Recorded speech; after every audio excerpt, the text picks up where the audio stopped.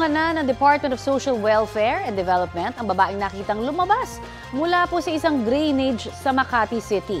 Git niya, hindi siya nakatira sa kanal. Pero kwento niya may mga kakilala siyang doon na nga nakatira. Balitang hatid ni Dano Tingkungko. Ako po yung... Siya si Carla, hindi niya tunay na pangalan. Siya ang nakuna ng litrato kamakailan na lumabas mula sa isang kanal sa Salcedo Village, Makati. Paliwanag ni Carla, kaya siya napunta sa loob ng drainage ay para kunin ang kanyang cutter na nahulog doon. Nagulat po kung dami ng tumingin sa akin dahil nga kinabahan ako. Pinilit ko lang po kasi kunin yung cutter blade ko po. Nagmerienda siya kasama si DSWD Secretary Rex Gatchalian saka humarap sa media para linawin ang ilang bagay.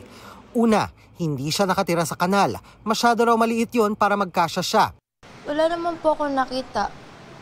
Doon lang po ako sa ano lang yun. Dahil di po ako makakapasok doon. Dahil meron po doon maliit na bilog pero di ako makakapasok doon. Paano ako makakapasok doon? Eh doon lang po ako sa bungat at kinuha ko lang po talaga yung cutter. Pangalawa, bagamat dating homeless, may tinitirhan siya ngayon sa Makati rin. Bed spacer raw sila ng kinakasamang nagtatrabaho bilang barker.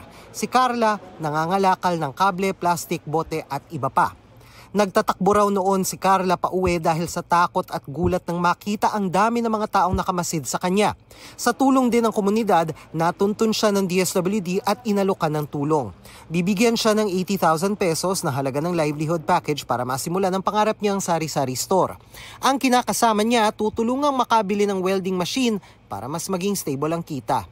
Babalik din sa pag-aaral si Carla sa pamamagitan ng alternative learning system para ituloy ang pag-aaral na naudlot sa grade 2 at mapalapit siya sa dati niyang pangarap na maging nurse. Gusto ko po kasi makapagtapos ako ng pag-aaral.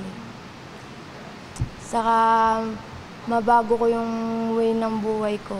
Hindi man siya nakatira sa drainage, ikinuwento ni Carla na may mga kilala siyang nakatira sa drainage malapit sa isang ospital sa Makati. Di ko nga po gusto kasi ito sa isang kali kasi nga na marami na ng tarantadong tao. Meron po kasi isang tropa namin na nababagsakan sa ulo ng bato. Trip lang po nila. Patuloy na nakikipag-ugnayan ng DSWD sa Makati Police at Barangay para matunto ng ibang mga sinasabing nakatira sa drainage. If may mga ganitong report, sisiguraduhin namin na ma-reach out rin namin yung mga iba pang individual na pumapasok dun sa drainage system na yon. Panawagan namin sa mga mamamayan natin na may concerned citizens. Merong Facebook account yung Pag-abot program ng DSWD.